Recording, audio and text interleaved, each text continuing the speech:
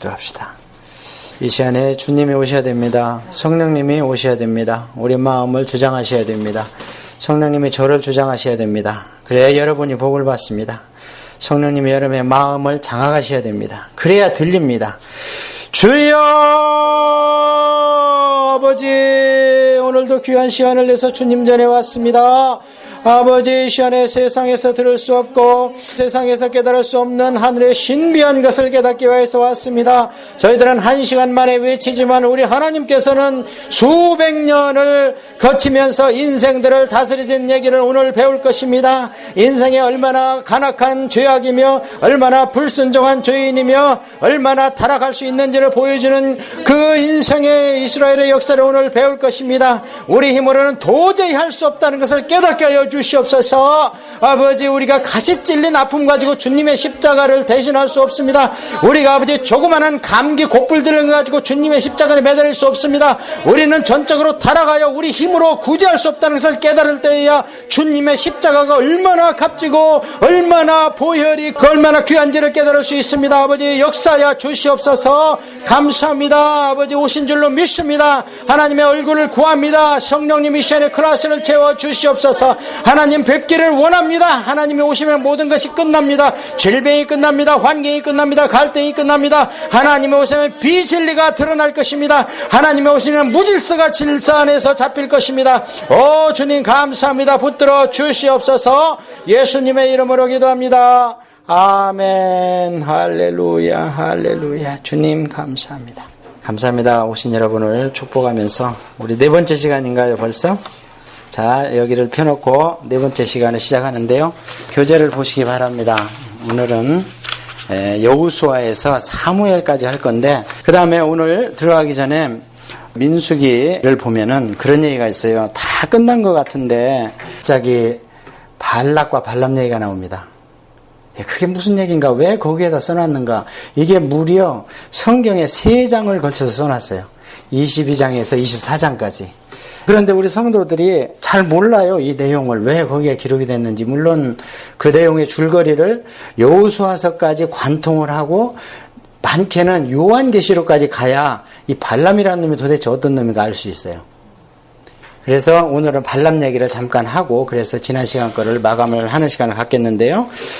자, 발락과 발람 얘기는 무슨 얘기냐면, 그게 아직 요단강을 건너가기 전입니다. 건너가기 전에 모세가 요단 동편에서 바산한 옥, 그 다음에 아모리 왕 시혼 왕, 이제 아모리 왕 이름이 시혼이에요. 그 다음에 바산 왕 이름이 옥인데, 그게 굉장히 거인입니다. 그 시혼 왕의 침대는요, 2.4m에다가 한 4m예요, 가로 세로가. 그래, 얼마나 그 침대가 그 이스라엘 민족이 그들을 친 것이 자랑스러운데, 그 침대를 보관했다고 돼 있잖아요, 이 성경에. 그 침대가 오늘까지 있더라 그러잖아요. 그만큼 아무것도 아닌 줄 알았는데 이스라엘 민족을 하나님이 들었으니까 거인족 왕들도 다 잡아서 무찔른 게 요단 동편 얘기입니다. 그렇게 해서 이제 모압 평지에서 다 끝난 줄 알았는데 갑자기 발락 왕이, 그 미디안 왕인데, 이 이스라엘 족속 얘기가 40년 동안 들려오는 얘기가 무슨 얘기냐면, 가는 곳마다 땅을 소가 마치 풀을 뜯어먹는 것처럼 다 점령해버린다. 그런데 거기는 훈련받은 무슨 사관학교가 있는 것도 아닌데도 불구하고 가는 데마다 하나님이라는 그 신이 나타나가지고 편을 들어줘가지고 막 강물이 갈라지고 도대체 인간의 힘으로 이길 수가 없는 신들의 전쟁을 그들이 수행하고 있다. 이런 얘기를 발락 왕이 들었어요. 그러면 신에는 신이다. 그러면서 당시에 세계적인 유명한 발람이라는 선지자가 있습니다. 그래서 발람이라는 선지자를 우리가 선지자다라는 말만 믿고 하나님의 종으로 착각을 하고 있어요. 하나님의 종이 아닙니다. 성경에서 선지자라는 말은 영적인 세계에 눈이 열린 사람은 다 선지자라고 그래요. 무당이든 영매든 귀신이든 다 선지자라고. 왜냐하면 영어로 똑같이 프라핏이라고 하기 때문에 보통 우리가 인생의 육신의 눈으로 볼 수 없는 것을 그들은 볼 수 있기 때문에 그냥 선지자, 프라핏이다 이렇게 표현을 했을 뿐이고, 두 번째, 성도들이 여호와의 종으로 착각을 하는 이유가, 발람의 여호와의 종이다 이렇게 착각하는 이유가 뭐냐면, 가끔 우리 여호와 하나님 이런 얘기가 나와요, 그 입에서. 그리고 하나님이 그의 영계를 열어서 보여주시고 말씀을 주십니다. 자, 그것 때문에 착각을 하는데, 그렇지 않습니다. 하나님은 당나귀한테 말 시켜요, 안 시켜요? 그 다음에 예수님은 돌들도 찬양하게 할 수 있다고 그래요, 안 해요? 할 수 있다고 합니다. 그 다음에 메추라기는 니들 전부 미디안 광야 가서 죽어라 그러니까 날라와서 거기서 다 꼬꾸라져 죽어가지고 이스라엘 백성이 고기 먹고 싶어하는 것을 만족시켜 주죠. 자, 메추라기가 하나님 음성을 들어요, 못 들어요? 듣습니다. 인생만 못 듣지 모든 미물 만물 다 하나님한테 복종해요. 다 찬양하고. 그렇기 때문에 발람을 못 쓰겠냐 이 말이 하나님이 쓰죠. 영을 열어버려가지고. 왜냐하면 발람도 하나님 주권하에서 점성술 그 노릇을 하고 있기 때문에 그래요. 그래가지고 발락왕이 많은 복채를 주고 가서 데리고 왔어요. 근데 처음에 안 오죠. 왜냐면 하나님 하지 말라 그러니까. 그러니까 더 많은 돈을 요구하는 것보다 여기서 복채를 더 가져가고 그 다음에 고관들을 더 많이 붙여서 가가지고 왔어요. 왔는데 그때 하나님이 처음에 발락한테 가지 마라 그랬죠. 그러면 안 가야 되는 겁니다. 그런데 복채가 욕심이 나니까 돈 욕심이 나니까 거기를 갈 마음이 생긴 거예요. 발람이. 그러니까 하나님은 그러면 너 갈 테면 가봐라. 자, 여러분들 신앙생활 할 때 분명히 하나님의 뜻이 아닌 것 같은데도 욕심이 생길 때가 있습니다. 그러면 하나님한테 보채보세요. 그럼 하나님이 그래 해봐라. 해보고 돌아와라 하는 경우가 많이 있습니다. 그러니까 성령님은 아주 봄바람처럼요 미세하십니다. 그러니까 우리가 고집을 펴면요 성령님은 그래 그럼 한번 해봐 하고 뒤로 물러나 계십니다. 그러니까 우리가 성령님한테 얼마나 민감해야 되는지를 알 수 있어요. 혈기 부리고 부부간에 내외간에 싸웠다. 그러나 이게 하나님 뜻이 절대 아닙니다. 하나님은요 우리 안에 분, 혈기 이런 마귀가 좋아하는 어떤 음식 냄새만 나고 마귀 밥상만 차리셔도 성령님은 그래 네가 깨닫고 돌아와라 이렇게 말씀하십니다. 그래서 발람한테 가지 마라 그랬는데 이 녀석이 돈이 욕심나니까 가려고 그러니까 어떻게 해요? 나귀를 통해서 다시 한번 확인을 시키죠. 발등을 포도밭에서 나귀가 확 비벼버리잖아요. 그때 나귀 말을 하지 않습니까?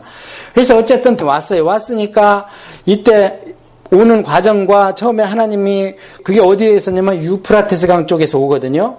그게 수백 킬로미터예요. 그러니까 제가 세계적인 점쟁이라는 거예요. 그래 왔는데 오는 과정에서 하나님이 강권적으로 역사하는 것을 보고 여호와라는 신한테는 내가 꼼짝 못하겠다. 이걸 깨달은 겁니다. 그래 와서 발락왕이 시키는 대로 요구하는 대로 주소를 베풀지 못하죠. 하나님이 잡고 있으니까. 왜냐하면 하나님이 이건 내 민족이기 때문에 이스라엘 민족은. 자 그렇게 해서 결국에 복채도 못 받고 돌아가 신세가 됐어요. 그래서 발락 왕이 그럽니다. 네가 내 말만 잘 들었으면 네가 원하는 거 내가 뭐든지 할 수 있는데 네가 왜 원하는 대로 안 했냐 저주를 안 했냐. 그래서 이제 돌아가는 것 같이 거기서 끝이 납니다. 그러고 나서 끝나요. 그 민수기에서는. 자 그런데 그 뒤에 나타나는 사건이 무슨 사건이냐면은 이방 신전에서 잔치를 베풀고 이스라엘 백성을 끌어다가 술 먹이고 여자하고 재우는 사건이 나타나죠. 그게 민수기의 맨 마지막 시험입니다. 음란의 영으로 붙드는 거예요. 자, 그러고 나서 그것들을 무찌를 때 누구를 같이 죽였다는 얘기가 나오냐면 발람을 같이 죽였다는 얘기가 나옵니다. 민수기에. 그렇다면 발람이 돈을 안 받고 돌아갔어요? 안 돌아갔어요? 그 수백 킬로 자기 고향으로 안 돌아갔죠, 지금. 그럼 그 어간에 성경에는 없지만 무슨 일이 있었는가? 딱 거기서 퇴짜를 맞고 이제 임무는 끝났습니다. 저주하라는 일은 저주가 안 됐기 때문에 끝났어요. 끝났을 때 발람이 발락한테 갔습니다. 자, 이 민족은 내 힘으로 안 된다. 그러면 발락이 그럼 어떻게 해야 되겠느냐? 이 민족을 멸망시킬 수 있는 길은 이 민족의 신인 여호와의 눈밖에 벗어나게 하면 된다. 그 방법밖에 없다. 그러면 그게 뭐냐? 그게 뭐기는 뭐예요? 우상 숭배하고 몸은 육적으로 음란으로 타락시키는 겁니다. 그러니까 그렇지 바로 그 방법이지. 그 신이 그렇게 세다면 그 신 눈밖에 나면 이 민족은 멸망하게 되겠구나 하는 참 대단한 발람이죠. 그러니까 발락이 거기에서 잔치를 베푸고 우상 축제를 하면서 누가를 초대를 하냐면 그 이스라엘 민족 지금 40년 동안 광야에서 먼지 구덩이에서 산의 진미를 먹어봤겠어요? 뭘 먹어봤겠어요? 그러다가 먹이니까 거기에서 다 해서 24,000명이 하나님이 죽이니까 누구 말대로 됐어? 발람 말대로 됐잖아요. 그때 나타나서 비느하스가 대나대 그지다는 놈을 남자 여자를 텐트에 들어가서 창으로 찔러 주겠다는 얘기가 나오죠. 그게 하나님이 칭찬한 일입니다. 그게 하나님이 그때 너무 속이 시원한 거예요. 하나님이 2번 속이 시원하다 그래요. 언제? 그때 비느하스야, 네가 내 마음을 시원케 했구나. 너로 인하여 대제사장이 끝이지 아니하리라. 그때 대제사장 비느하스의 족보, 그 혈통에서 나오는 족보를 대제사장으로 하자고 그래서 그게 에스라까지 가는 겁니다. 그게 언제까지냐면 예수님 시대 성전 디도 장군이 AD 70년에 멸망시켰을 때까지 대제사장 그 계보가 이어가는 겁니다. 그것 때문에 너무 시원했다. 또 한 번은 이제 북이스라엘 예후가 원래 그 군대 장관 아니에요. 그때 와서 바알 그 제사장들 전부 다 가둬놓고 축제 다 끝나니까 다 죽여버려라 했을 때 내 마음이 참 시원하다. 하나님이 2번 말씀하셨거든요. 그래서 그 발람은 나중에 여호수아서에 보면은 누구라고 그러냐면은 점성가 발람이다. 자, 우리가 한번 찾아봅시다. 여호수아서 13장이 땅 나누는 얘기예요. 그때 땅 나누려면 왕들을 내가 어떻게 죽였다 하는 것을 쭉 31명 왕 죽인 얘기가 나와요. 나오는데 거기 22절 보십시오. 여호수아서 13장 22절. 이스라엘 자손이 그들을 살려고 하는 중에 부올의 아들 누구 발람? 그렇죠. 거기다 나와 있지 않습니까? 이게 무슨 하나님의 종이에요. 예, 그래서 발람은 여기에도 나와 있고 그 다음에 또 요한계시록에는 예수님이 직접 말씀하실 때 음란의 영으로 교회를 물들이는 것을 발람에 빗대서 얘기를 합니다. 아세라하고 발람. 확실하죠? 예, 거기에서 우리가 헷갈리면 안 되고 여기에서 사단의 전략을 알아야 된다 이 말이에요. 우리가 하나님 눈에 빗나가게 만드는 게 그들의 전략입니다. 자, 그래서 발람과 발락 사건을 좀 참고적으로 제가 말씀을 드렸습니다. 오늘은 총 주제는요, 영적 전쟁입니다. 스피리추얼 배틀에 대해서 오늘 공부를 할 건데요. 이제 여기쯤 와서 우리가 조금 신학적인 용어를 공부를 해야 돼요. 왜 그러냐면 이제 신학 그러면은 막 머리가 쥐가 날라고 그러는데 여러분 다 신학이 있어요. 그러니까 너무 어렵게 생각하지 말고 내가 주님을 어떻게 섬긴다. 성도는 이런 삶을 살아야 된다. 그게 여러분이 가지고 있는 신학입니다. 그래서 우리가 신학적인 얘기를 좀 하려면은 이제 여기까지 왔을 때 창세기, 출애굽기, 또 레위기, 또 민수기에서 광야 생활까지 공부를 했기 때문에 우리 구원의 단계에서 반을 지나왔어요. 그러니까 이쯤에서는 사람이 어떻게 구원을 받는 단계가 있는가를 좀 알아둬야 됩니다. 맨 처음에 하나님이 우리를 구원하실 때 구원, 이게 이제 구속 그런다 그랬어요. 구원은 공짜로 있는 것을 우리가 구원이라 그러고 구속은 돈을 치러야 되는 거예요. 그래서 이 속자가 예수님의 피. 그래서 우리는 보통 하나님의 구원사 이렇게 얘기하지 않고 하나님의 구속사 이렇게 얘기를 합니다. 이게 치를 속자예요. 값을 치른다는 얘기입니다. 그래서 대속 그러면 대신 값을 치렀다 이런 뜻입니다. 그래서 우리는 보통 구속사다. 인간의 입장에서는 구원사다. 내가 준 거 아무것도 없죠. 그냥 믿음. 그거 달라는데 그걸 우리가 못 주는 거죠. 그런데 전체적으로 우리가 하나님 나라에 이룰 수 있는 것은 분명히 누군가 대가를 치른 겁니다. 값을 치른 거예요. 자, 맨 처음에 우리가 구원받으려면 예정이 돼 있어야 됩니다. 어떤 사람은 잘 믿다가도 마지막 임종할 때 하나님을 배신해. 하나님 없는가 보다. 내가 왜 이렇게 아파? 그런데 또 어떤 사람은 엉망으로 살다가 마지막에 임종할 때 목사님 저 세례 좀 주세요. 이런 분이 있어요. 대표적인 예가 주님 돌아가실 때 우편에 있던 강도. 근데 성경에는 우편이라고 안 돼 있지만 전통적으로 이게 전승에는 우편 강도고 이름까지 나와 있어요. 그래서 우편에 있는 강도 같은 분명히 예정이 돼 있기 때문에 감옥에서 전도를 받아서 회심을 한 것 같은데 그것을 입으로 시인한 것은 예수님 십자가입니다. 왜냐하면 그가 한 일 중에서 의롭지 않은 일은 없다. 그건 벌써 전도 받았다는 얘기거든요. 자, 그래서 이 예정이 안 된 사람들은 하나님 나라에 이룰 수가 없어요. 이거 우리가 가봐야 돼요. 그런데 이 예정은 그럼 성경에서 어디에 되어 있는가? 아브라함 약속이 있지 않습니까? 아브라함한테 하나님이 뭐라고 그랬어요? 이 땅 가나안 땅이죠? 가나안 땅은 천국이죠? 너희 자손에게 두리라 이 말씀하셨죠? 그러니까 오늘도 공부하겠지만 가나안 땅에 들어갈 때 인생들이 들어갈 만한 자격 있는 일을 한 가지도 못했어요. 오히려 들어갈 만하고 좀 이쁜 짓 하는 사람은 모세인데 모세는 오히려 못 들어가 또 혈기버린 것 때문에. 그러니까 그 가나안 땅에 들어갈 수 있었던 이유는 딱 하나예요. 하나님이 약속했다는 거야. 아브라함한테 너 갈 거다 하니까 인생적인 지지를 묻고 말 안 듣고 해도 종아리를 치고 휘초리를 쳐서라도 하나님이 몰고 가시는 겁니다. 신약 성경에서도 바울이 로마 왕 앞에서 네가 이 복음을 전해야 되리라 하니까 유라굴라가 그 귀신 떼가리의 이름이거든. 폭풍, 태풍 막 불었잖아요. 그 놈이 와서 덮쳐도 바울이 가는 거예요. 그냥. 왜냐하면 그러니까 하나님 말씀을 받아야 된다는 거예요. 그래서 예정에 돼 있는 이스라엘 민족들이기 때문에 이들의 행위나 어떤 보상이 없더라도 하나님이 약속한 말씀 때문에 가는 겁니다. 그래서 예정이 돼 있어야 되는 거예요. 자, 두 번째는 부르야 돼. 소명해서 콜링을 해야 돼. 하나님 부릅니다. 이리 오너라 하고 불러요. 야, 나 좀 보자. 내가 여기 있다 하고 불러요. 그래서 이것을 이제 부른다. 소명이다 이렇게 얘기를 합니다. 그러면 이 하나님이 우리를 어떻게 부르시는가? 첫째는요, 우리를 육적으로 부르십니다. 그 다음에는 영적으로 부르십니다. 육적으로 부르시는 건 뭐냐면 우리를 영적으로 하나님이 야 이리 와라 내가 너를 구원해야 되겠다 한다 하더라도 우리 육신이 아직 이 땅에 살아있죠. 그래서 이 육적 부르심을 우리가 직업을 갖는 겁니다.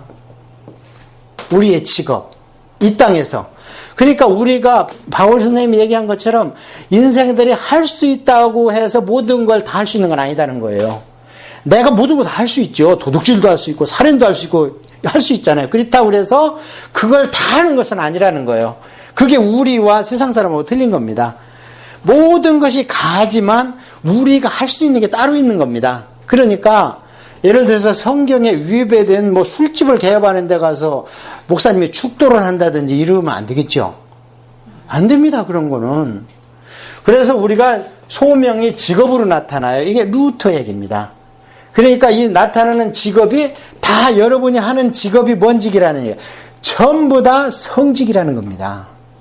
내가 예수님 믿고 거듭나서 아마 청소를 하든 뭐를 하든 또는 대통령 하든 뭘 하든 다 그게 나의 하나님의 성직입니다. 우리가 거기서 돈 벌어서 뭐합니까?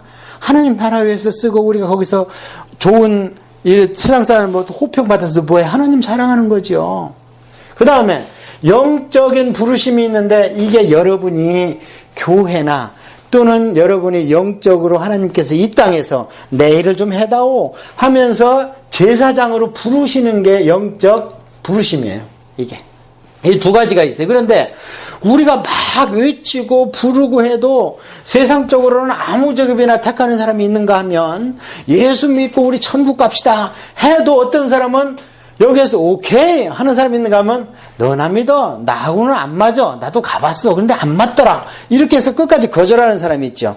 이런 사람들한테는 이 부르심이 무효가 돼버리는 거예요. 근데 우리는 어쩐지 어떤 우리의 모티베이션이 있었든지 간에 예수님을 우리는 생명의 구주 붙들었잖아요. 이것을 유효한 부르심이다 그래요. 그래서 이 유효한 부르심이 있는 사람들이 하나님의 아들이 되는 거예요. 그럼 하나님의 아들이 되려면 어떻게 해야 돼요? 영적 호적에 입적이 되어 있어야 되죠. 그 영적 호적 등본이 뭡니까? 성경에서 뭐라 그래요 그걸? 생명책이다 그러잖아요. 그래서 우리가 영적 호적 등본 하나님 생명책에 등록되는 것이 뭐냐면 중생하는 것입니다. 거듭나야 돼요. 그래서 이 중생하지 않았냐면 이 뒷단계에서 아무리 그리스도적 삶을 나타내고 아무리 성경적 구제를 한다 하더라도 아무 소용이 없는 거예요. 왜냐면 호적이 안 들라 있기 때문에. 자, 이렇게 중생을 하면 우리가 어떻게 되는가? 하나님의 양자가 되는 겁니다. 하나님한테 어답션 되는 거예요. 그럼 하나님의 친자는 누구예요? 친자는 예수님이십니다. 그럼 왜 우리는 양자라고 그랬어요? 우리는 신적 존재가 아니잖아요. 그러니까 육적 존재로서는 최고의 레벨이 하나님의 양자 되는 겁니다. 그 다음에 양자가 되고 이때 하나님이 이제 중생을 하고 나서는 순서는 이거는 지금 어떤 한 지속적인 기간이 아니고 어떤 한 순간이죠. 믿어졌다. 그 다음에 내가 양자가 됐다는 것은 너 점점점 양자가 되리라? 이러겠습니까? 너 내 양자다. 이래버리는 거죠. 그래서 우리가 양자가 될 수 있는 자격 조건이 뭔가 칭의라는 거예요. 하나님은 의로운 분이기 때문에 너한테 의로움이 없으면 내가 너를 양자 삼을 수 없는 거예요. 제가 바깝니다. 그러면은 나한테 와서 양자를 삼으려면 그 성씨를 바꿔야 되겠죠. 너 성씨 바꿀래? 바꿔로? 그럼 오케이 하면은 제 호적에 올릴 수 있는 거죠. 마찬가지로 하나님은 거룩과 의로움이기 때문에 우리가 하나님의 식솔이 되고 하나님의 남종, 여종 또는 자녀가 되려면은 의를 덧입어야 돼. 그렇지 않으면 안 돼. 근데 우리한테는 의의가 없잖아요. 육신이 있고 있기 때문에. 그렇기 때문에 하나님이 밖에서 보시고 위에서 보실 때 의롭다 할 수 있도록 예수 그리스도로 어떻게 하는 거예요? 옷 입혀줘 버리는 거예요. 그러면 아웃사이드에서 보면 의로운 거예요, 우리가. 근데 이 안에서는 계속 죄가 있잖아요. 그래서 쳐 죽이는 과정이 이제 그 다음 단계입니다. 이건 지속적인 과정이죠. 회심은 뭐냐면 회개와 신앙이다 이런 뜻이에요. 그래서 어떤 사람들처럼 한 번 회개했으면 됐지. 그 다음에 아무렇게 살아도 돼. 이게 누구예요? 이게 구원파입니다. 이건 잘못된 겁니다. 우리는 어떻게 하라 그래요? 매일 회개해야 되죠? 그런데 어떤 죄는 매일 회개 안 해도 돼요?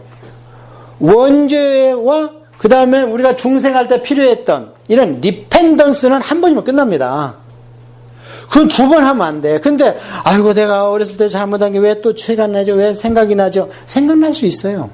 그거는 첫째는 확신이 없기 때문이고 두 번째 그건 리펜턴스가 아니에요. 그건 뭐야?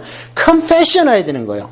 아버지 앞에서 아버지 오늘도 살면서 제가 이런 아버지 자녀로서 이렇게 참 하지 못할 말과 행실이 있었습니다. 이것은 매일 컨페션에서 자백하는 거예요. 자백. 그러니까 의롭고 미쁘신 하나님께서는 우리가 수백 번 죄를 져도 자백하면 하나님께서 우리를 어떻게 하는 거예요?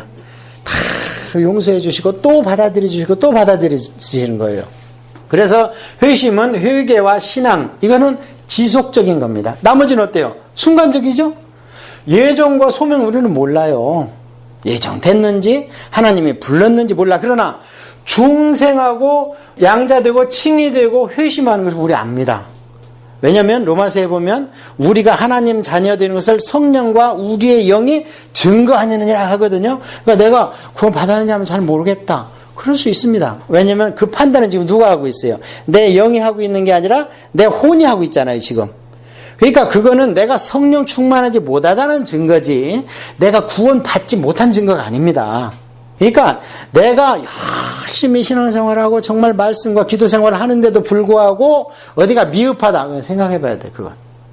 근데 내가 어떤 허물이 있고 넘어져서 아이고 내가 참 구원받지 못한 백성인가 보다. 그 벌써 구원받았다는 증거입니다. 왜냐하면 안 믿는 사람들은 자기 불신앙을 전혀 깨림직하게 얘기하지 않습니다. 교회를 빠져도 가도 똑같아, 마음 상태. 그런데 내가 구원받으냐 하면 벌써 자꾸 갈등이 생기게 무슨 증거입니까? 이 안에서 성령님의 나를 지금 안달복달 하시는 거예요. 야, 좀 그렇게 살아라. 왜 이렇게 자주 넘어져? 하면서 우리 힘을 복돋게 되는 거예요. 그러니까 나한테 어떤 구원이나 신앙에 대한 다우트가 생겼다. 그 증거예요. 확실히 붙으셔야 됩니다. 그 다음에 이제 이렇게 돼서 양자되고 칭의되고 이렇게 됐을 때 이것을 이런 전 회심의 과정 이런 것들을 우리가 뭐라고 그러냐면 성화의 과정이다 그러는 거예요. 그래서 회심과 성화 이런 것은 지속적인 기간입니다. 그 다음에 이제 여기까지가 우리 육신을 입고 있을 때 우리 안에서 일어나는 신앙생활이에요. 그 다음부터는 뭐냐? 영화뿐이 없어요. 글로리피케이션. 그거는 우리가 죽어야 돼. 육신의 모든 죄성 이런 것을 탁 던져버리고 장막이 벗어져야 돼. 그럼 우리가 영원히 영화되는 거죠. 자, 이제 적용을 해보겠습니다. 이스라엘, 우리 지금까지 온 공부한 데까지 적용을 하겠는데, 예정은 아브라함한테 했다 그랬죠. 근데 소명은 어떻게 했어요? 애굽에 있을 때 양 잡아서 문설주에 발라라 했을 때 하나님의 콜링이 왔죠. 그래서 그 콜링에 부응한 사람 저 구원 받았죠. 그래서 그 소명은 야 나와라 한 겁니다. 모세야 빼내야지 했을 때 거기에 전부 다 하나님께 유효하게 예 그러겠습니다 한 사람들은 심지어 이방인까지 잡초까지 전부 다 떼를 들어서 나왔습니다. 그게 소명이고, 자 중생은 그럼 어디에서 됐는가? 소명해서 홍해를 딱 건널 때, 홍해를 누가 걸러줬어요? 하나님이 갈라줬죠. 그러니까 인생의 힘으로 중생이나 소명이 이루어질 수 있다는 거예요, 없다는 거예요? 없습니다. 인생 힘으로 안 되는 거예요. 그러고 나서 딱 닫아버렸죠. 닫혔다는 얘기는 뭐예요? 돌아갈 수 있다는 거예요, 없다는 거예요? 구원받은 사람은 못 돌아가는 거예요. 그런데 돌아가려고 길을 쓰는 사람이 있죠. 그런 사람들은 그럼 어떻게 해? 다시는 구원받지 못한다 그러잖아. 히브리서 6장 10절입니까? 한 번 성령의 비추임을 받고 타락한 자는 더 이상 구원받은 길이 없는 것은 현저하게 예수님을 욕보인 거잖아요. 그래서 다시 홍해를 건너서 세상으로 가고 싶다. 그럼 하나님 데려가 버리든지 일찌감치. 바울이 그런 얘기를 합니다. 내가 그를 사단에게 내어주면 어떻게 해요? 육신은 멸하고 영혼을 구원받기 위함이라.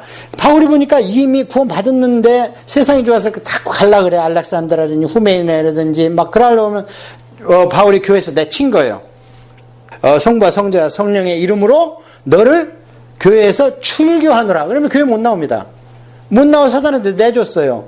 그랬을 때 바울이 그 얘기를 합니다. 그러나 형제처럼 대해라. 이방인처럼 하지 말고. 교회는 못 나오지만 그거는 내가 그를 내친 것은 죄가 교회에 들어오는 것을 방지하고 그로 말미암아 사단에 내줘서 영혼이라도 빨리 구원받게. 그럼 하나님이 진짜 택했으면 너 교회도 못 가고 어디 사역지도 없네. 그럼 이거 올라와야지 뭐 할래 하고 빨리 영혼이라도 구원시키기 위해서 바울이 냈다는 출교시켜버렸다는 거예요. 그게. 그 다음에 이제 여기에서 양자, 칭 이런 건 순간적이기 때문에 벌써 중생케했을 때 다 이루어진 거죠. 그러면 이제 우리가 광야 생활 가운데에서는 어디에 해당합니까? 회개와 신앙에 해당되죠? 막 대들고 잘못하고 또 회개하고 대들고 잘못하고 또 회개하잖아요. 그게 회개와 신앙, 이게 성화의 과정이라고 우리가 지난 시간까지 공부를 했습니다. 어때요? 신약시대의 성도의 구원에 관한 단계가 이스라엘 역사에 그대로 투영되어 있어요? 안 되어 있어요? 다른 얘기 할 필요가 없는 거예요. 구약에 정통하면 이것을 무슨 단어 뜻풀이하고 또 뭐 어떤 신학자가 이렇게 얘기했다 갖다 들이댈 필요 없어요. 우리 성실히 지금 공부해왔잖아요. 어떻습니까? 이스라엘 백성을, 이스라엘은 성도와 교회를 대표하잖아요. 그리고 이스라엘 백성들한테 일어났던 일이 지금까지는 왜 이렇게 말을 안 들어 흉받지만 사실은 우리가 배우고 나니까 그 일들이 어디에서 일어나는 일들이요? 내 마음과 현대 유형의 교회에서 일어나는 일들이잖아요. 예. 자, 그래서 오늘부터는 이제 영적 전쟁으로 갈 텐데 이제 여기까지만 이제 여러분이 공부를 신학적으로 이런 단계를 좀 알고 계시면 많이 도움이 되십니다. 그래서 이런 것들이 꼭 이 단계를 거친다기보다도 논리적으로는, 시간적으로는 이렇게 안 됐어요. 어떤 사람은 고넬료 같은 집에는 동시적이죠. 고넬료는. 그런데 어떤 사람들은 회심하고 구원받고, 특히 구약 백성들 보면 세례 요한의 세례를 받고 그다음에 예수님이 오셔서 예수님의 세례를 받고 이름의 세례를 받고 그러고 나서 성령 충만을 받잖아요. 그러니까 이런 것들이 논리적으로는 이 단계를 거쳐야 된다는 거예요. 우리가 어렴풋이 알고 있던 것이 확실하게 개념이 잡히잖아요. 그러니까 교리가 없는 신앙은 잘 흔들려요. 근데 교리가 있는 신앙은 우리가 비록 골조가 튼튼하면 집들도 페인트가 세기바람을 칠하면 돼요. 플라이우드 나가면 교체하면 돼. 골조만 튼튼하면 집은 든든히 서 있습니다. 때로는 흔들릴 수 있고 집에 낡을 수도 있어요. 그러나 리노베이션 하면 돼요. 우리 신앙하고 똑같습니다. 그래서 우리의 스트럭처 골조는 뭐냐? 교리와 이런 신학적인 이런 부분을 우리가 확실히 알아야 잘 흔들리지 않는다는 겁니다. 자, 그러면 이제 여기까지 와서 우리가 개인 구원 단계 중간까지 왔는데 지금부터는 우리 개인 구원은 끝났습니다. 광야 생활 지나오면서 우리 개인의 구원의 문제, 그 다음에 내 안에 있는 죄성의 원죄의 문제, 광야 생활에서 다 털었어요. 이제 그러면 어디까지 나가야 되냐면 다른 사람 구원하러 가야 되겠죠. 다른 사람 하나님 복음을 전하러 가야 되겠잖아요. 이게 베드로를 통해서 하나님께서 내가 너를 왕같은 제사장으로 생각 나의 선한 덕을 좀 세상에 널리 전하기 위함이라. 이제 그거 하러 가는 거예요. 그거 하는 게 뭐냐면 이제 가나안 땅에 들어가면서 그거는 내 힘으로 싸우는 게 아니고 성령님의 도움과 하나님의 힘으로 싸우는 거예요. 내 힘으로 싸울 때 안 된다는 것을 오늘 볼 겁니다. 내 힘으로 해서 안 된다. 내가 할 수 있는 건 해야죠. 그러나 진짜 영적 싸움에서 실전은 우리가 하나님 앞에서 연습처럼 해서 하고, 근데 아무리 작은 적이 오더라도 최선을 다해서 기도로 하나님한테 또 맡기고, 그래서 실전은 연습처럼 또 연습은 실전처럼 우리가 영적으로 그런 스피리추얼 배드를 수행해야 되는 거죠. 자, 이제 여호수아서를 한번 보겠습니다. 여호수아서를 들어가면 모세는 어디까지 임무가 끝났냐면 모압 평지였죠. 그래서 모압 평지에서 한 설교가 신명기다. 그래서 여기서 모세가 신명기에서 돌아가시고 여호수아한테 바톤 터치를 합니다. 하고 나서 여호수아가 하도 부들부들 떠니까 하나님이 야 좀 담대해라. 그리고 모세가 좀 담대하라. 그리고 요하수아서에 보면 백성들이 우리가 모세를 따르고 하나님을 따랐듯이 당신을 따를 테니까 좀 담대하세요. 왜냐하면 모세 같은 위대한 종의 후계자가 된다는 게 쉽겠습니까? 쉽지 않죠. 그래서 나중에는 여호수아서를 읽다 보면 그런 얘기가 나오죠. 하나님이 모세 못지않게 여호수아를 높이십니다. 그러니까 요단강을 안 갈랐으면 권위가 안 나타납니다. 여호수아의 권위가 모세가 홍해를 갈른 것처럼 여호수아는 뭐를 갈랐어요? 요단강을 갈랐어요. 근데 우연이라고 할까봐 언제? 보리 추수할 때 그냥 장마철에 홍해를 갈라버려가지고 강물이 그냥 쭉 뒤로 빌려가지고 아담 평지까지 쌓였다고 그러잖아요. 그러니까 홍해 갈른 건 홍해는 흐르지 않는 물을 가르는 거였고 지금 여호수아는 노도와 같이 흐르는 흙탕물을 딱 갈라놨으니까 사람의 눈으로 볼 때 누가 더 위대했겠어요? 여호수아가 더 위대했습니다. 육신의 눈으로 보면은. 그러니까 여호수아를 따를 수밖에 없는 거죠. 근데 조건이 딱 하나 있었어요. 율법을 항상 떼지 말고 주야로 묵상하라. 요것만 지켜라. 요거 안 지키면 다 허당이다. 그거 하나는 여호수아가 정말 칼같이 지키고 요단강 건너가서 그냥 돌판에다가 세멘트 발라가지고 거기다 율법을 기록했다고 그렇게 돼 있지 않습니까? 모세가 시킨 대로 했더라. 그렇게 되어 있습니다. 자, 여호수아서를 전체 맥락을 이제 한번 보겠습니다. 이제 개인의 구원과 이런 건 끝났기 때문에 지금부터는 전쟁을 하러 가는데 전쟁으로 갈 때는 반드시 성령님의 도우심을 받아야 된다고 그랬어요. 또 다른 때와 마찬가지로 오늘도 여호수아서의 봉우리를 한번 볼게요. 전체적인 거 제가 말씀드렸어요. 전체적인 것보다 영적인 전쟁이고 그 다음에 이 히스토리, 이스라엘 역사 가운데서는 국토를 차지하러 가는 거다. 그러면은 아까 인구 됐죠?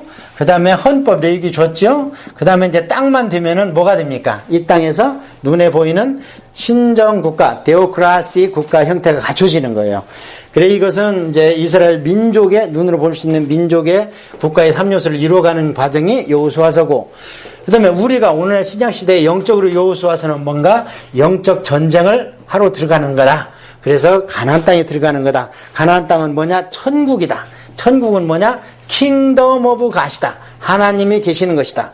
그렇다면 오늘날에는 천국이 어딘가? 우리의 마음에 와 있다. 예수님이 그러셨잖아요. 여기 있다 저기 있다 하지 말아 너희 마음에 와 있다. 그러면 여호수아가 가나안 땅 들어가는 거하고 우리 마음의 성전에 어떻게 성령님이 오셔서 우리와 함께 동역하시는가 이걸 딱 대비해서 유비라고 그러는데 유비에서 딱 연결시키면 여호수아가 확 열려버리겠죠.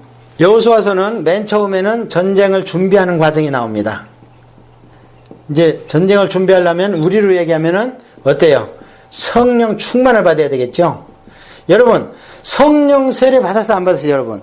성령 세례 받았습니다. 왜냐하면 성령 세례를 안 받았으면 예수님을 주라 칭할 수 없어요. 성령 세례가 두 가지입니다. 하나는 성령의 내주 세례를 받아서 주님을 나의 구주로 모시면서 내가 중생하는 게 성령 세례예요. 이스라엘 민족으로 치자면 유월절 잡아서 어린 양의 피를 문설주에 다 발라라. 근데 애굽 민족 안 발랐죠. 아까 그걸 무효한 소명이라고 그랬잖아요. 근데 유효한 소명이 있는 사람들은 아니 그거 했다고 어떻게 내가 구원을 받을 수 있어. 이건 정말 말도 안 되는 바꿔치기죠. 아, 양 한 마리 잡아서 피 발랐다고 이 천금 같은 내 영혼이 구원받다니. 근데 그걸 믿었다는 거예요. 그걸 믿게 했으면 그럼 그들과 애굽 민족과 이스라엘 민족 사이에 그 마음속에 무슨 차이가 있는가? 성령님이 있느냐 없느냐입니다. 성령님이 그걸 믿어주게 했느냐 아니면 성령이 안 계셔서 그냥 코웃음 치고 농담하지 마 이렇게 했느냐. 결과는 생과 사지만 차이는 그거예요. 성령님이 그 안에서 믿어지게 했느냐 아니면 안 믿어지게 했느냐. 그래서 성령님이 있느냐 없느냐. 그래서 이 애굽 민족에는 성령님이 이미 그 안에 계셨다는 거예요. 어떤 성령님이? 바람 같은 성령님이라고 그러잖아요. 예수님이 그거를 누가하고 얘기할 때 니고데모하고 얘기할 때 그러잖아요. 바람 같은 성령이 와서 네 안에 있어야지 어떻게 선생이 돼서 그것도 몰라. 그런데 나중에 성령 충만 세례를 받을 때는 뭐래요? 그냥 바람소리처럼 불에 혀가 갈라져서 각자 막 세상이 요란하고 막 술 챘냐고 물동이 갖고 와서 불 끌어오고 난리를 피잖아요. 평양 장대인교회에서 그랬어요.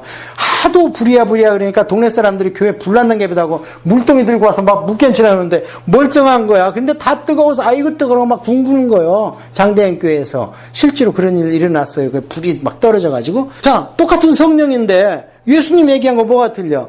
그거는 충만한 거예요. 그 그걸 받는 게 여호수아서입니다. 그리고 홍해를 건너오는 게 구원받는 내주하는 성령님의 세례를 받는 거고, 성경에서 이것을 성령님의 세례라고 베프티즘이라고 표현하기 때문에 할 수 없이 제가 그것을 두 가지 다 성령의 세례라 그러는 거예요. 그래서 이것을 구분하자면 구원받는 것은 성령님의 내주 세례, 이 성령님 오시면 안 떠나요. 그런데 오늘 배울 일하기 위해서 오시는 충만 세례는요, 우리가 노력하지 않으면 어떻게 해요? 소멸된다 그러잖아요, 사도 바울이. 뭐가 소멸된다는 거예요, 도대체? 그 성령님이 소멸되면은 내 구원도 의심하게 되고, 내가 믿는지 마는지 의심하게 되고, 자꾸 세상을 보게 되고, 내 주머니를 챙기게 되고, 내 위신과 내 무슨 세상의 지위를 챙겨야 되고, 체면을 챙겨야 되고, 내 쪽을 챙기는 거예요. 쪽이 뭐요? 왜 있다 그랬어요, 쪽은? 쪽은 팔으라고 있다 그러죠. 그러니까 내 쪽을 팔려야 돼. 그래야 성령 충만 오는 거예요. 넥타이고 뭐고 나발이고 다. 자, 그래서 장로님들이 성령 충만 못 받는 이유가 애매하기 때문에 못 받습니다. 넥타이 풀어헤치고 핫바지 입고 나와서 꿇어 엎드리면, 지금 다 의자에 앉아서 성령 충만 잘 못 받아요. 방바닥에 꿇어 엎드려고 그냥 퍼지고 해. 이래야지 꼬장중 입고 하고 막 주님만 찾고 이래야지 성령 충만 받지. 요즘 어떻게 애매해가지고, 그래 너 애매해봐. 그거 꺾을 때까지 내가 할 수 없다. 자, 그래서 성령 충만을 받는 게 전쟁 줍니다. 여호수아서에서. 이걸 우리가 봐야 돼요. 여호수아. 어떻게 성령 충만을 받는가. 그 다음에 두 번째 얘기는 중부전투 얘기예요. 중부전투는 뭐냐면, 이스라엘 민족 우리가 똑같다 그랬죠. 나라도 길쭉합니다. 그래서 우리도 6.25 때 어디를 매가다가 들어왔어요? 그게 어디예요? 남부요, 중부요, 북부요? 중부죠. 이거 마찬가지예요. 이 중부전쟁을 통해서 가나안 땅을 점령해버려. 이 중부전쟁에서 들어가는 게 뭐냐? 여리고를 들어가요. 우리는 인천으로 들어왔죠. 근데 여기는 여리고로 들어가가지고 우리는 인천으로 들어와서 어디로 왔겠어요? 부천으로, 부평으로 일로 왔겠죠. 서울로 오려면. 여리로 들어가서 아이로 들어가서 실로까지 가는 거예요. 이 실로가 서울입니다. 자, 그래서 이 전쟁 준비는 어디에서 일어났냐면 길갈에서 일어나고, 그 다음에 중부전투 딱 들어가니까 어떻게 해요? 제일 센 놈이 와서 항복을 한 거예요. 기브온이 제일 셌거든요. 그러니까 제일 센 놈이 항복했단다. 그럼 우리 다섯 나라가 동맹을 맺어서 달라들여야 되지 않겠어? 하고 달라드는 게 남부전투예요. 그래서 남부 이게 기브온이 항복했는데 기브온 땅을 쳐들어왔기 때문에 기브온 전투라고 하는 거예요. 이거를 뭐 영락 없이 이겼죠. 이때 어떻게 이겼어요? 어떻게 이겼냐면 길갈에서, 아직은 길갈에 있습니다, 이들이. 그런데 기브온까지는 하루길이요. 그래서 전쟁을 하러 갔는데 아침 일찍 일어나서, 여호수아서 보면요, 성령 충만한 사람 아침 일찍 일어납니다. 제가 옛날부터 교회에서 한 말이 있어요. 아침 일찍 일어나서 낮잠 안 자면 꼭 성공이야, 이민생활에서. 늦게 일어나고 또 일찍 새벽기도 가서 일어났는데 갔다 와서 또 자빠져 자고 그러면 절대 중간분이 못 가. 근데 아침 일찍 일어나서 새벽사단 싸고 안 자면은 반드시 성공합니다. 자, 그래서 길갈에서 기브온까 하루길이요. 그러면 길갈에 베이스 캠프가 있는데 전쟁을 하고 나면 이기고 있는데 또 돌아와야 되잖아요. 그러니까 어떻게 하나님한테 여호수아가 뭐라고 그랬어요? 태양을 머물게 해주시고, 달도 너도 좀 가만히 있어. 네가 돌면 해도 따라돌아야 돼. 너도 좀 가만히 있어라. 아일론 골짜기 있거라. 그래서 이 남부전투의 유명한 태양 멈춘 사건이 기브온 남부전투입니다. 그래갖고 하나님이 날짜를 늘려줘가지고 마침내 사단을 완전히 멸하고 다시 길갈로 돌아올 수 있도록 시간을 연장해 주셨습니다. 자, 그러고 나고 나니까 이제 중부 먹고 남부 먹었죠. 그러니까 북부에 또 센 놈들이 있잖아요. 항상 센 것들은 북부에 있어요. 남부는 조금 현찮은 것들이요. 그 센 것들은 북부에 있으니까 이것들이 또 우리가 가나안 땅을 놓칠 수 없지 하면서 동맹을 맺었어요. 동맹 맺어갖고 싸운 데가 어디예요? 북부는 메롬이라는 물가에 가서 싸웠어요. 메롱이 아니고 메롬입니다. 메롬. 그래서 메롬 전투에서 이겨가지고, 근데 끝났죠. 그럼 가나안. 그렇다고 가나안을 지금 다 정복한 게 아닙니다. 가나안을 하나님이 주신다고 약속했을 때는 아브라함한테 어디까지 준다 그랬냐면 유프라테스 강가까지 준다 그랬어요. 그게 원래 이스라엘 땅이어야 됩니다. 거기까지 약속을 했어요. 그런데 하나님이 약속한 땅을 그런대로 많이 가나안 땅을 다 회복한 때가 언제냐면 다윗 왕 때예요. 그러니까 우리 마음속에 다윗 왕과 같은 신앙과 정계가 없으면요, 하나님 나라가 안 이루어집니다. 이 안에 그만큼 연단도 받고 율법도 있고, 내가 정말 골리앗 앞에서도 맞짱 떠야 되고, 그 다음에 사울 왕 같은 사람 나를 죽이려고 해도 내 손으로 안 죽이고, 이런 믿음과 신앙, 하나님의 면전의식이 없었다면 사울 두 번이나 기회가 있었잖아요. 그냥 베면 끝나. 근데 하나님이 보고 계시니까 못 죽이는 거예요. 그러고 와서는 또 하나님한테 꿇어 엎드려서 죽여주셔서 계속 기도하지. 시편에 보면. 그게 신앙이라는 거예요. 그게 있어야 하나님이 약속한 천국이 그들이 가나안 땅을 다 차지했던 우리 안에 하나님이 약속한 천국이 완전히 이루어져 가지고 이렇게 되면 우리 안에 귀신이 있을 수 있어요, 없어요? 우리 안에 질병이 있을 수 있어요, 없어요? 없습니다. 잠언에 보면은요, 너희들이 심령이하고 회개하죠. 시편에 보면 또 그런 얘기가 나오고, 잠언에도 나오고, 너희의 병이 어디에 있다고 그래? 뼈 속에 있다고 그러잖아요. 그리고 너희의 병이 어디에? 마음에 있다고 그러잖아요. 이제 의사들이 그러죠. 모든 만병의, 현대병의 근원이 어디라 그래? 이제 스트레스라는 거예요. 우리 하나님이 벌써 3,500년 전에, 야, 모든 병의 근원 네 마음에 있어. 말씀하셨는데, 그건 안 믿고. 신앙을 과학으로 해명하려면 안 돼요, 여러분. 창조를 과학으로 해명하려면 안 돼요. 피카소 그림 보면은요, 저는 정신이 하나도 없는데 왜 수십억 갑니까? 그걸 과학으로 해명하면 물값 얼마치나 들어갔겠어? 10%치도 안 들어갔겠죠. 왜 그런 것은 과학적으로 안 따지고 왜 창조로만 과학적으로 자꾸 잣대로 갖다 댈라 그래? 분야가 틀린 거 이거는 분야가. 이렇게 해서 가나안 땅을 차지를 했을 때 그러면 이제 무슨 일이 있어야 되냐면 그 땅을 나눠야 되겠죠. 그래서 땅 나눈 얘기가 있는 겁니다. 그래서 이제 땅을 나눠주는 거예요, 이렇게. 나눠줬을 때, 맨 처음에 땅 나눈 데는 어디냐면, 요단강을 건너서 바로 길갈에 진쳤잖아요. 거기에서 전쟁하고 돌아오고, 또 거기에서 전쟁하고 돌아오고 그랬죠. 길갈에서 땅을 나눠줬어요. 어떻게 나눠주냐면, 요단 동편은 두 집합 하는데 모세가 나눠줬죠. 그러고 이제 차지를 했는데, 전투는 중부, 남부, 북부를 했지만, 땅으로 보면은 다가 아닙니다, 그게. 그런데 여호수아가 나이가 들었대요. 나이가 들어서 야 땅 나눠주고 죽어야지. 그리고 나머지도 네가 단속 좀 하고 죽어야지 하니까 모여라 했는데 어디로 모이냐? 길갈로 모인 거예요. 왜 길갈로 모였는가? 하나님의 법궤가 아직 거기 있어요. 그러니까 하나님 앞에서 제비를 뽑아야 되죠. 그래서 제비를 뽑아서 유다와 에브라임과 그 다음에 므낫세 반지파한테 나눠준 것이 그때 새 전투에서 뺏은 땅의 전부입니다. 그게. 그럼 나머지는 어디 갔어? 지도 그려오라는 거예요. 그러니까 아직 그걸 차지했어요? 못 차지했어? 못 차지하는 겁니다. 그래서 13장은 차지한 땅을 나눠주는 겁니다. 차지한 땅. 그거는 두 집합 반밖에 못 줬어요. 지도 그려오라는 거예요. 정탐꾼을 보내가지고. 지도 그려오니까 다른 사람 땅을 놓고 하나님 앞에서 어떻게 해요? 거기서 지도를 보고 땅 따먹기를 한 거예요, 거기서. 이게 얼마나 믿음이 큰 겁니까? 그래, 이 땅 따먹기를 했을 때, 그러면 언제 이 땅을 전쟁을 했느냐? 이게 사사기입니다. 그래서 여호수아서와 사사기는 한 권으로 읽어야 됩니다.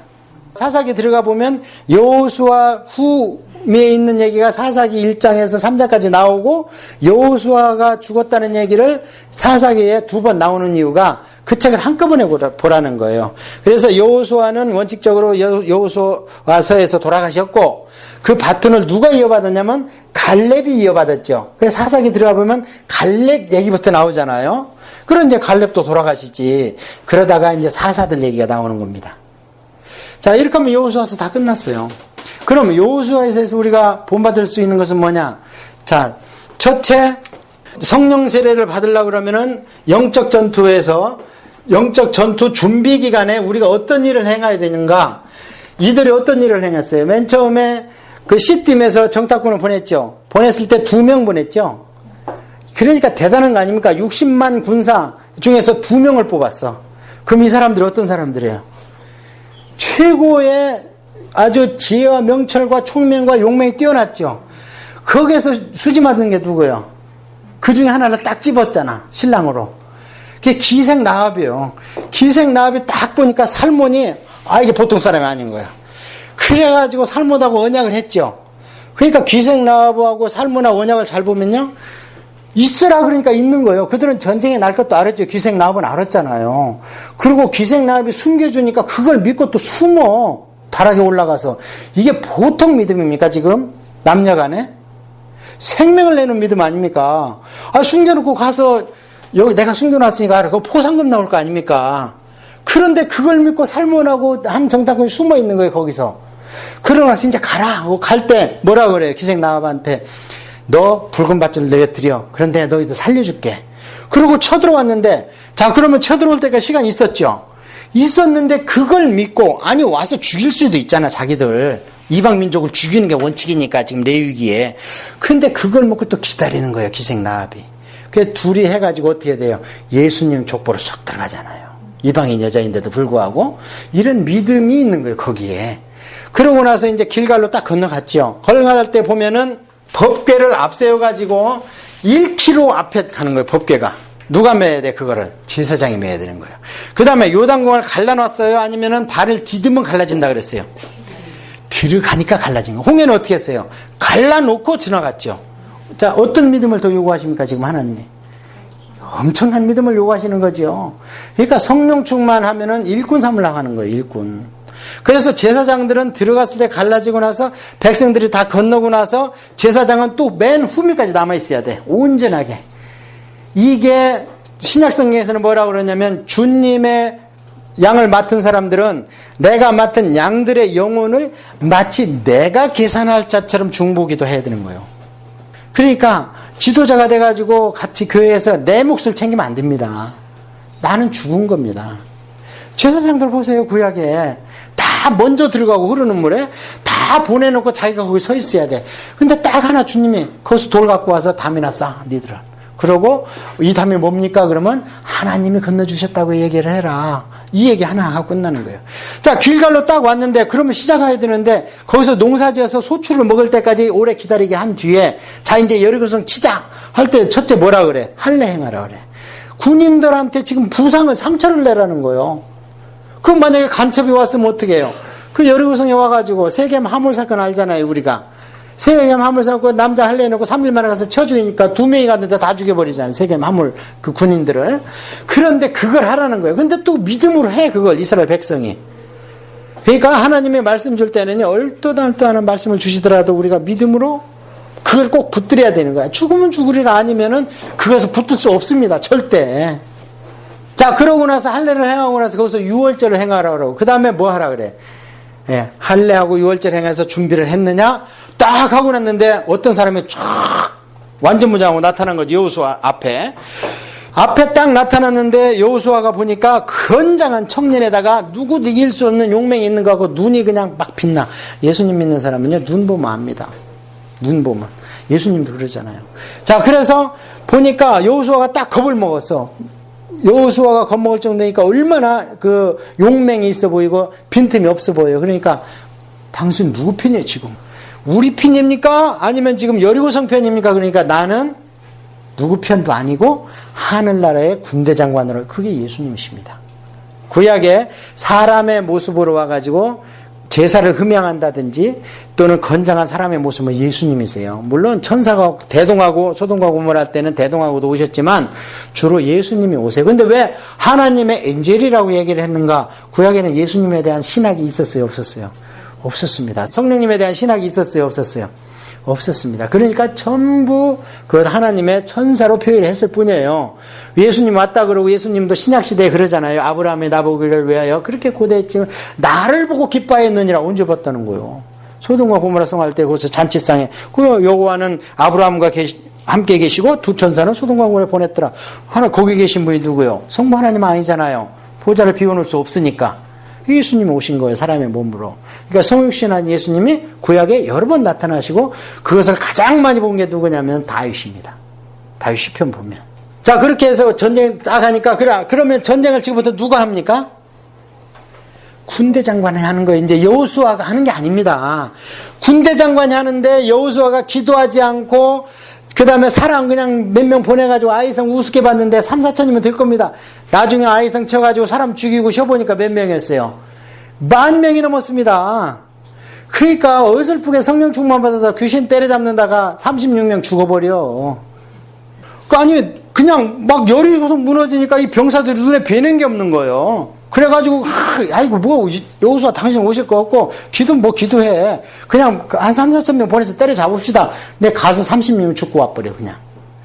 그러니까 하나님 야단치잖아요. 기도해야지 이 사람아. 그리고 아간의 죄 완전히 없애야지. 왜 그렇게 내 약속을 어겼어. 그래서 그걸 싹 청산하고 여호수아가 직접 가서 때려잡고 보니까 12,000명이 있는 거예요. 군대가 3, 4천 명이 아니라.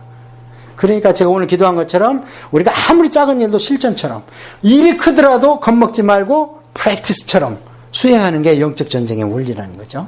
자, 그렇게 해서 여리고성 여러분 잘 아시고, 이제 아이성 전투 제가 말씀을 드렸고, 그래서 쭉 나가서 땅 분배했을 때, 이제 사람이 많으니까, 어떻게 분배는 오늘날 뭘 나타내냐면요, 각 지 교회를 나타내는 겁니다. 거기서, 저게 경상북도보다 약간 큰 땅인데, 자, 레위인의 성이 몇 개예요? 레위인한테 온전하게 준 성이 42개죠. 그 다음에 도피성 따로 몇 개 줬어요? 6개 줬죠. 요단강 동편에 3개, 요단강 서편에 3개. 그래서 6개 48개죠.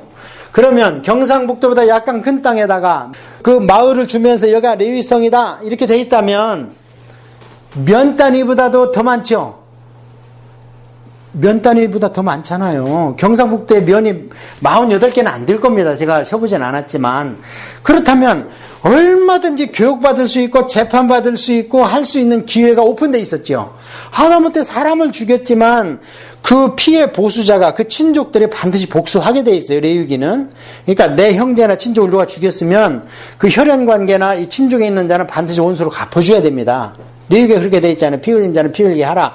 그런데 내가 과실치사를 했기 때문에 내 의당 죽일 의도가 없는데 잘못해 죽였어. 그럼 도망가야 되잖아.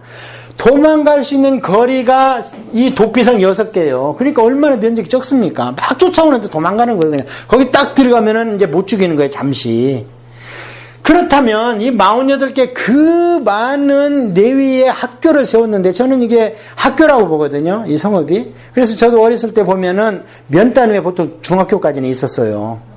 그러면 중학교 정도 수준이 그 가까운 데 있었는데 이게 교육이 안 되니까 나중에 말아먹은 것들이 사사기와 열왕기 역사서입니다. 이런 것들을 이제 봐야 되고, 그 다음에 여기에서 마감을 할 때 여호수아가 전에도 말씀드렸지만 모세는 야, 너 사명 끝났어. 너는 여기까지.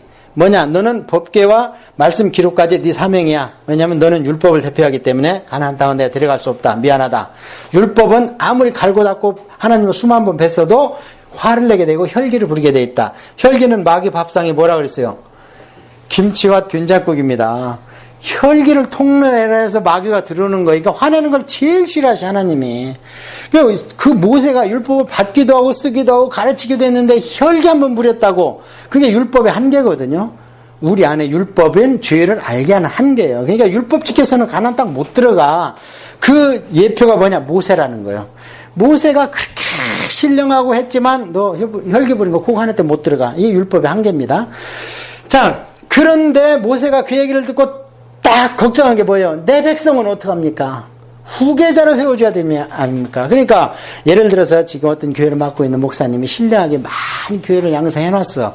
그런데 이제 너 정해진 거 마치야지 그러면 내가 그걸 붙들라고 하지 않고 어떻게 해야 돼요? 기도원에 가서 하나님 그럼 이제 후계자를 주셔야 되지 않습니까? 이게 현명한 거죠, 성경적으로.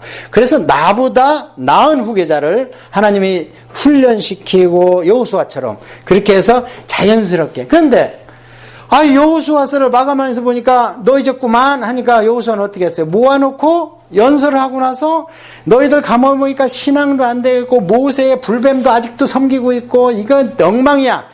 그런데 나와 내 가족은 하나님을 섬길 거야. 너희들 어떡할래? 그냥 우리도 섬기겠습니까? 아니, 입으로는 뭘 못해. 입으로는.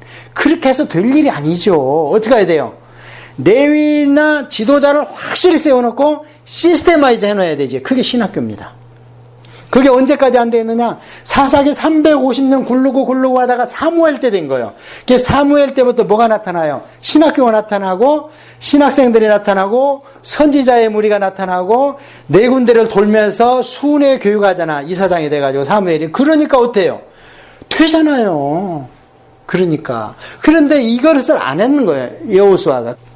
왜 영적 암흑교가 그렇게 허락될 수 있도록 도대체 확실히 시스테마이즈 해놔야지.